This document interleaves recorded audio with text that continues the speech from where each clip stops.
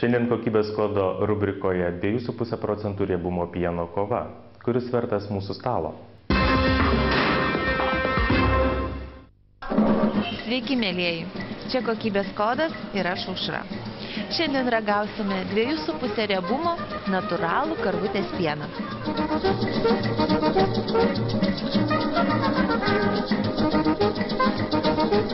Konkurse dalyvauja šie gaminiai. Pirmu numeriu Dobilas, gamintojas Žemaitijos pienas. Antru numeriu Kelmės pienas, gamintojas Kelmės pieninė.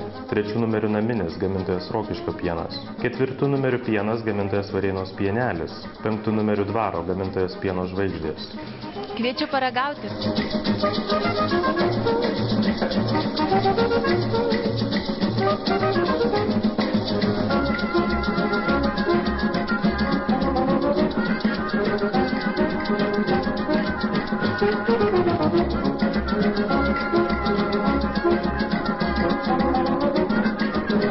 Man atrodo pirmas, man labiausiai patiko pirmas. To, kad pasirodė, kad visi kiti labai per riebus, ir šiaip baltesnis kažkaip atrodo ir išvaizdas. Penktas, čia tai labiausiai riebus. Jo, dar visai antras toks buvo švelnusis. Pirmą pirkčiau.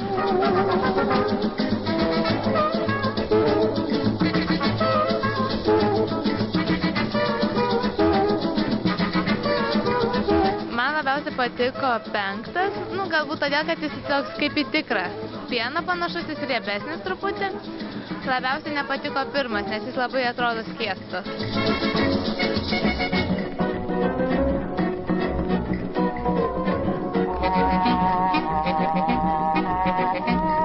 Man taipogi labiausiai patiko penktas, nes jis toks yra riebus ir tikrai maloniau gerti tokį, nes, pavyzdžiui, pirmas, koks ir trečias, jie tokie labiau atskesti buvo, o antras irgi iš tiesų patiko, nes jis irgi toks gana riebus, bet penktas labiau patiko.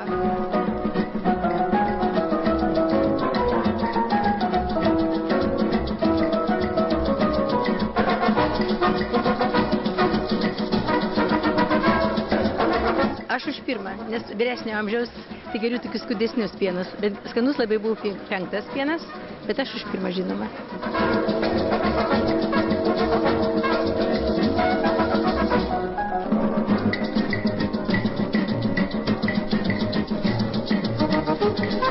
Trečias priminė karvės pieną, toks saldukas skonis ir toks malonus. Penktas labai riebus. Aš kaip močiutė pasirinkčiau anūkam tik tai trečią pieną. Yra konsistencija, spalva, kvapas labai būdingi natūraliam pienui, jaučiasi pasterizacijos skonis, labai jaučiasi labai skanus pienas. Jokių būdų nepirkčiau pirmo ir penkto pieno. Urna jau paruošta? Kągi, kviečiu balsuoti.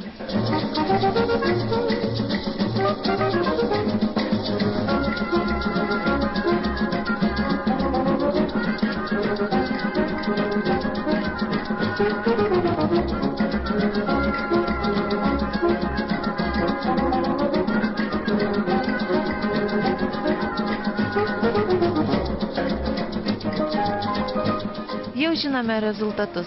Deja, iš žaidimo iškrito ketvirtų numerių pažymėtas produktas. Trečiąją vietą užėmė pirmų ir antrų numerių pažymėti produktai, antrąją vietą trečių numerių pažymėtas produktas, o nugalėtojas šį kartą yra penktų numerių pažymėtas produktas. Visi produktai keliauja į valstybinę maisto ir veterinarijos tyrimų laboratoriją. O aš einu paskanauti skanaus pieno. Pasakyti apie sudėtį aš tikrai nieko negalėčiau, kadangi aš matau tik tai mikrobiologinės kontrolės tyrimo rezultatus. Tačiau be abejonės sudėtis, kaip deklaruoja gamintojas, tai būtų 2,5 procentų riebumo pienas. Manyčiau, kad baltymai ir kitos sudedamosios medžiagos atitinka reikalavimų, tą, ką gamintojas deklaruoja. O visumoje apie mikrobiologinę kontrolę, apie tyrimų rezultatus mikrobiologinės kontrolės reikėtų, ko gero, paminėti, kad ir pasidžiaugti tuo pačiu, kad visi produktai, kurie pagaminti šituose įmonėse, yra saugus ir jie išeina į rinką visada saugus. Mikrobiologinės kontrolės parametrai skiriasi paprastai be abejonės nuo to, koks yra išfasavimas, kokia panaudota žaliava ir aišku savaime nuo tinkamumo vartoti termino, kurio irgi aš duotų atveju nematau. Galima paimti pieną tik ką pagamintai, be abejonės galima atrinkti mėginius besibaigiant realizacijos terminui, tačiau, kaip matome, ne itin skiriasi šiuo atveju šitie rodikliai. Lyginti mikroorganizmų skaičių piene tiesiog neturiu su kuo.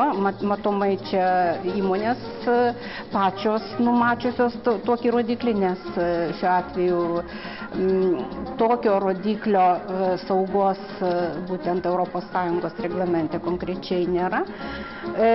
Dėl koliforminių bakterijų irgi tai rodiklis, kuris nėra numatytas ES teisės aktuose. Enterobakterijų skaičius piene visur leistinų normų ribose, mažiau negu 1. Ir duotu atveju buvo tyriami inhibitoriniai parametrai, inhibitorių kiekis piene, tai yra penicilino ir sulfamido grupės antibiotikai, kurie šiuo atveju, aš kaip matau, irgi leistinų, tai yra tyrimo metodų, leistinų paklaidų ribose. Tai yra sudėtis, baltymai, laktozė, vitaminai, polisočiosios, monosočiosios rūgštys ir taip toliau, kalis ir visos mineralinės medžiagos. Šiuo atveju sudėties visumoje nėra tirta. Čia yra tik tai saugos parametrai tyriami. O pagal sudėtį be abejonės kiekvienas vartotojas gali rinktis priklausomai pirmiausiai nuo riebumo, nuo baltymų kiekio. Tad renkantis pieną be abejonės reikėtų atkreipti dėmesį šalia pavadinimo. Į užrašą tai yra pasterizuotas pienas, pasterizuotas aukšta temperatūra pienas arba UAT pienas. Bet kuriuo atveju, jeigu pienas yra pasterizuotas, tai panaikinama ne tik tai neigiama mikroflora, bet ir teigiamos bakterijos. Ir rauginti tokį pieną, nepridedant papildomai mikroorganizmų, tai yra kultūrų, be abejonės mes niekada negausim normalų rūgpienį. Vertinimas, aš manau, kad jis atitiko vartotojų lūkesčius. Be abejonės reikia pasakyti, kad vartotojas visada yra teisus. Po specialistų tyrimo konkurso rezultatai tokie. 3 vietą pasidalino 1 numeriu pažymėtas Dobilas gamintojas Žemaitijos pienas ir 2 numeriu pažymėtas Kelmės pienas gamintojas Kelmės pieninė.